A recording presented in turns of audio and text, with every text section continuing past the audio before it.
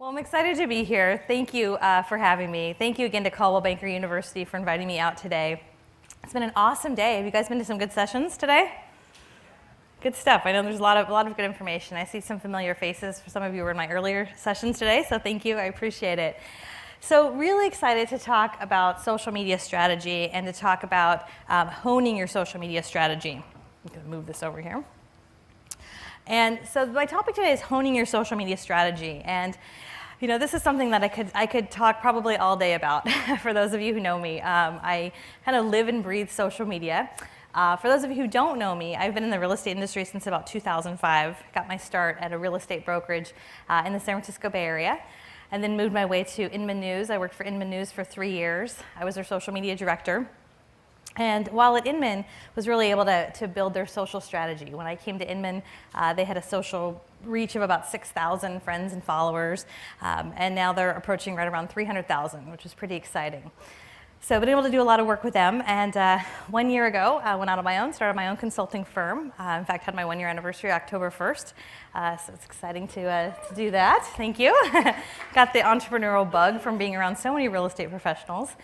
And so what I get to do is I work with a lot of companies in the real estate space. So I work with a lot of great companies who have fantastic marketing teams, but really need to kind of figure out what they're doing in social. And I get the opportunity to speak at a lot of conferences and events, and I'm just thrilled to be here today to talk about social media strategy. That's me. So if you're tweeting, you can tweet me. I'm at Katie Lance. And I always like to start this type of session telling a little bit of a story. Some of you have heard this story before, but it's a good story. So about a year or so ago, my parents called me up and they said, Katie, we found this box in our garage. Now, I haven't lived at home in some time, so I was a little curious what was in this box. So they brought it over to my house, and as I opened up the box, there was a lot of stuff in here, kind of a walk down memory lane. I had my Girl Scout badge from when I was in Girl Scouts to pictures from high school and all kinds of fun stuff. Well, at the bottom of that box was another box. A box of letters. And this box took me back to when I was 15 years old. Because when I was 15 years old, my best friend Lori moved from California to Denver. And when you're 15 years old and your best friend moves 2,000 miles away, it was pretty traumatic. Now this was before email, long before Facebook, so how did we keep in touch? Letters. And it was really funny as I went through this box. I actually pulled out a few letters, and inside a few letters were pictures of clothes. And I had to giggle to myself because, being the 15-year-old girl I was, we would go shopping to the mall, we would buy clothes, we would bring them home, we would lay them out on the floor, we would take pictures, develop the film, put them in an envelope, and share them with each other. Sort of like social networking, before it was social networking. And the reason why I'm telling you this whole story is because as I was going through this whole box, one of my big thoughts was this. I'm really glad Facebook didn't exist when I was 15. And I'm sure a lot of you can relate to that. We're living in an amazing time right now where social has really transformed how we communicate, how we keep in touch, how we build our business. And I think we're at such an exciting time right now. If you think about how far we've come in technology, just the fact, all of us are walking around with an iPhone or an Android. That type of technology didn't exist 7 years ago. And now we wouldn't imagine leaving our house without it. Social media has really opened up a door of opportunity. It's really opened up a new way to communicate. And especially in real estate, we've been given an incredible opportunity. I do say that it's really opened a door. Because in the past, we had so many other ways we could communicate with people. We could pick up the phone and call them. We could send them a handwritten note. We could email them. All of which still works, by the way. But now we have this other tool that really, really enhances how we keep in touch with people, how we build relationships, and how we can build our business. Social media has really changed the way news has spread. I'm sure a lot of us have experienced this through so many events that have happened. You think of last year with the Boston Marathon, or any sort of tragedy that happens. It almost seems like news is breaking on social media first before it hits CNN or before it hits some of the news stations. Here's an example from the Boston Marathon with the American Red Cross. Within moments of everything happening with the Boston Marathon, there were Google pages set up, person finder, I'm looking for someone, I have information on someone. And this was all created by just people, people wanting to help other people. I always have to mention the Super Bowl because I'm a big 49er fan. Woohoo! Although we didn't do too well in the Super Bowl. But the Super Bowl was such a great example of social media in action. For those of you who watched the Super Bowl, you might have remembered this happen, right? Lights out. I still think it was a conspiracy, but lights out happened. And any of you who follow anything in marketing or advertising know that something pretty significant in social happened. So within a couple minutes of this happening, Oreos sent this tweet out. They said, "Power out, no problem. You can still dunk in the dark." And this is sort of the tweet heard around the world. It's really the tweet that so many marketing and advertising professionals point to when they talk about the power of social, the power of acting fast, of being in the moment. Now, of course, Oreos, they have a big team and they have lots of money and this and that. But the whole point was that they were able to act fast and they were able to be relevant and they were able to connect with their audience. And as a real estate agent and a broker, we still have that opportunity. And so I'm excited to share some of those things with you today. These are my two boys, Owen and Luke. Owen is 6 and Luke is 3. No relation to the Wilson brothers, in case you're wondering. But, I love this picture of Owen and Luke because they love the iPhone, they love the iPad, and quite frankly, they probably know these devices better than I do. And they don't quite understand why, when they go up to the TV, why it doesn't work when they try to swipe it. And it's amazing when I think of the age that they're growing up in right now. They'll never know an age where they're completely tied to a desktop or tied to a computer. It's pretty incredible how obviously things are changing. I think one of the first things to understand when it comes to thinking about a social media strategy and honing your strategy is to understand that it's not just a marketing channel with social, it's really a communications channel. And I think sometimes social gets lumped into this big marketing bucket where, okay, we do print advertising and we do postcards, we do direct mail, we do door knocking, and we're gonna do social media. And it kind of gets lumped into this whole category, which I get. A lot of times social falls under the marketing department's responsibility.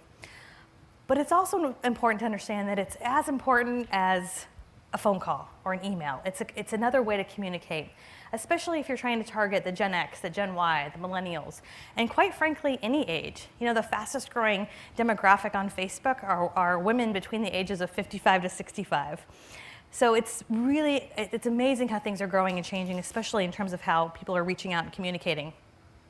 There's an enormous amount of time that's spent on social media. Every minute of the day, over 600,000 pieces of content are shared on Facebook every minute of the day.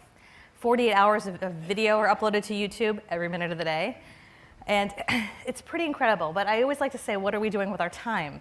Because as we all know, we could spend probably all day just hanging out on Facebook and playing Candy Crush and chit-chatting and all that fun stuff. But the important piece of it with real estate is to be intentional. And this is something I talk about all the time, is to be really intentional with social. If you're just kind of putting your toe in the water with social, one of the best things that you can do is really focus on what do you want to achieve? Who do you want to connect with? And it really, really makes a big difference. So I'm going to really focus on a few things today. I've got a lot of information. I'm going to probably talk quick here. But I'm going to focus on the big three. So I'm going to talk a little bit about Facebook, Twitter, and LinkedIn, 3 great platforms when you're thinking of your social media strategy. There's, of course, lots of other platforms out there, Instagram and Pinterest and Foursquare and MySpace is back and all these other platforms. But we're going to talk about the big 3 today, how to fit it in your business, how to really use it as a tool for your business, and then some tools for managing it and making the most use of your time, which is really important. So the big 3. You guys ready? Yes? Okay, awesome. You waited on lunch for me, so thank you. All right, so Twitter, Facebook, and LinkedIn. I want to start with the big one. So Facebook, it's still the biggest social network. 1 billion people are using Facebook, over 500,000 daily users with Facebook. I want to focus for a second on your Facebook personal profile. How many of you have a Facebook personal profile? Okay, awesome. How many of you have a Facebook business page? All right, awesome. How many of you are on Facebook right now? Okay, a lot of you. So I want to talk a little bit about your personal profile, and I mentioned this a little bit earlier with some of my other classes, but you can't use your personal profile completely for business. It's actually against Facebook's terms of service to just use it for business. However, you can certainly use your personal profile to talk about your business, just like you would talk about anything else, right? You would talk about your kids, your travels, your family, and your business, because that's part of who you are. That's part of your life, right? So I always say it can't be all about real estate. You have to be you. You have to be authentic. Act like you would at a dinner party. You know, at a dinner party, someone might ask you, what do you do? Oh, do you have kids? Oh, where do you live? That's kind of the conversation that you would have on social media, on your personal profile. It's always obviously a great place to reconnect with friends and family. And it's a great way to kind of share fun things that happen during your day. This is one of my favorite pictures. This is from Stacy Staub. She's one of my realtor friends in Denver. And just a silly photo. She wrote, just another day showing houses. And you know, when you think about what can I share on social, how can I talk about real estate without talking about real estate, you can share some of the things that you're doing, like the fact you're here at Gen Blue. All of you should be taking photos and posting those to your Facebook page and saying, hey, I'm so excited to be in New York City, this amazing conference. You know, I'm taking 3 days out of my business to build my business. You know, so excited about 2014. That's telling a story of what you're doing. I always say it's easy to be the person doing all the talking, and I know in real estate we like to talk, or a lot of us are good talkers, but the value in social is really listening and noticing. And I mentioned this earlier today, but we're learning more about people on social than we ever have before. We're learning when people have babies, when they get married, when they have a job promotion, and there's all these moments of opportunity where we can recognize and reach out and really connect with people. You know, on a Facebook business page, there's some great opportunities to celebrate moments in real estate. There's so many great moments in real estate. The moment someone, you know, gets their set of keys for the first time, or they're standing in front of that sold sign, or they're signing that paperwork. You know, for a lot of us, it's like, okay, that's another day, you know, another day at the job. But it's important to remember that for most people, this is one of the biggest things that they've ever gone through in their life. And so this is a huge opportunity. This particular photo had over 150 people who liked it, dozens of comments, shares. Here's another great photo, celebrating moments. You know, I love this. Pregnant, got the dogs, the keys. This is one of my good friends, Brent Humphreys, Humphrey Homes and Estates. He's in San Diego. He says, this is a great example. Brent does this all the time, and really, you know, in a very heartfelt, genuine, and authentic way, showcases the people he works with. He truly loves what he does, and you can tell from his posts. He'll shoot little videos, he'll put photos, of course with their permission, right? But, you know, this particular photo had 73 people who liked it, 9 comments, a share. By the way, guess who shared that photo? They did, right? To their 400 friends, right? There's me and my husband. So the whole idea of celebrating moments is really important. I have this photo up here. This is a new car my husband and I bought, I don't know, 6 months or so ago.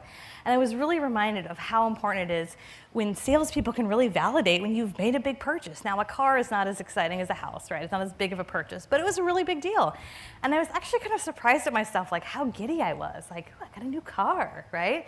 And as we had to order the car, we got to the lot, he handed us the keys, we got all the paperwork, and he could tell that we were excited. So you know what he did? He said, can I take your picture?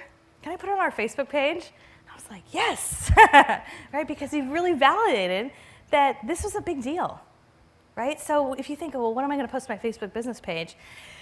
You know, get away from just posting about listings, right? I said this earlier, it's not about selling the house, it's about building a relationship, which is sometimes a little controversial to say in a room full of real estate agents.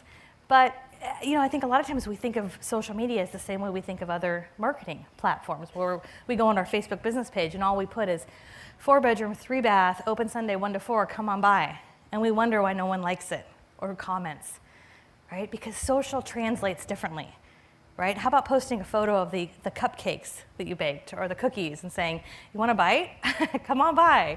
Or just getting creative. Maybe you post a beautiful photo of the view, or you post a photo of the happy homeowner. Just getting a little bit more creative about how you talk about things and really evoking some emotion with some of the things that you're talking about. I want to highlight a few people here. We've got the divas in the house. They're on the big screen. So for those of you who don't know, Team Diva Real Estate, these guys do an awesome job on their business page. They're out in Seattle. Just really have a great job of telling the story of what it feels like to live in their area. You know, great personal brand. They've got photos, videos, blog posts.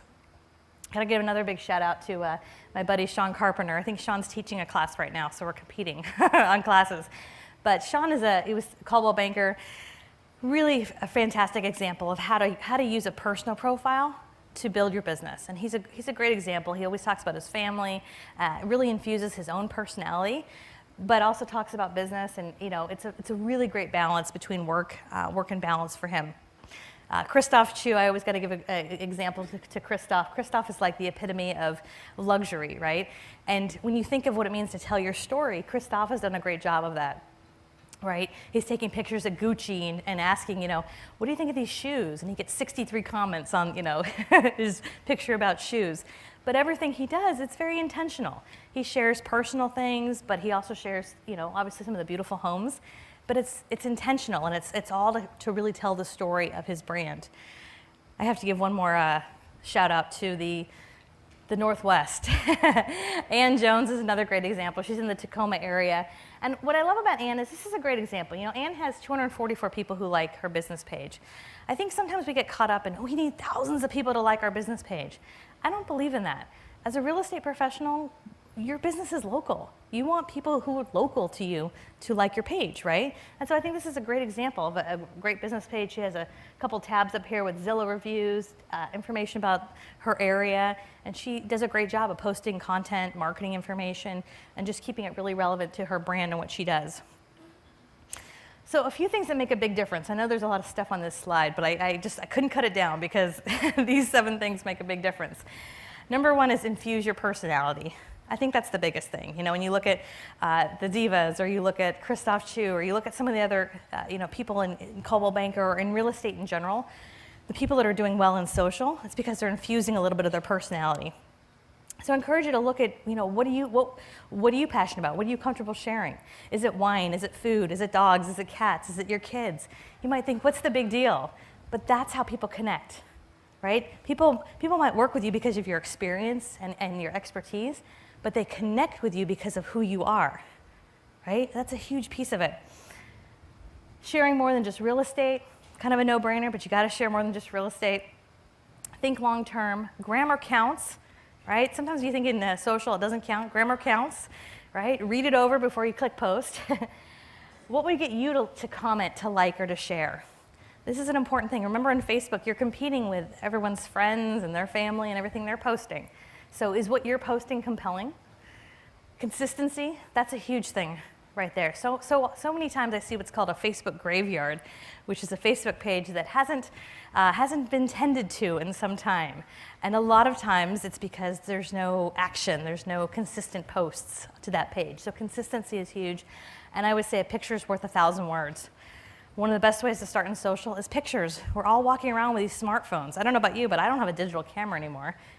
All my photos are on my phone. There's amazing apps. You take a few, click a few buttons, and all of a sudden you've got this incredible photo. Photos are one of the best things to post on social. Okay, I know I talked a lot about Facebook. I want to dive into LinkedIn for a second. So LinkedIn is the professional network, right? If there's ever a place to start, to dip your toe into the water, LinkedIn is one of the best places by far. However, a lot of times LinkedIn becomes the set it and forget it network, right? Can any of you relate to that? Mm-hmm. Where you set it up a long time ago and then maybe you haven't done anything with it recently. So I want to give you some recommendations to really honing your strategy when it comes to LinkedIn. For one of the best things that you can do is to reach out to current and potential clients through LinkedIn. It's one of the easiest places to connect with people initially because it's professional, right? If you're unsure of, should I send that person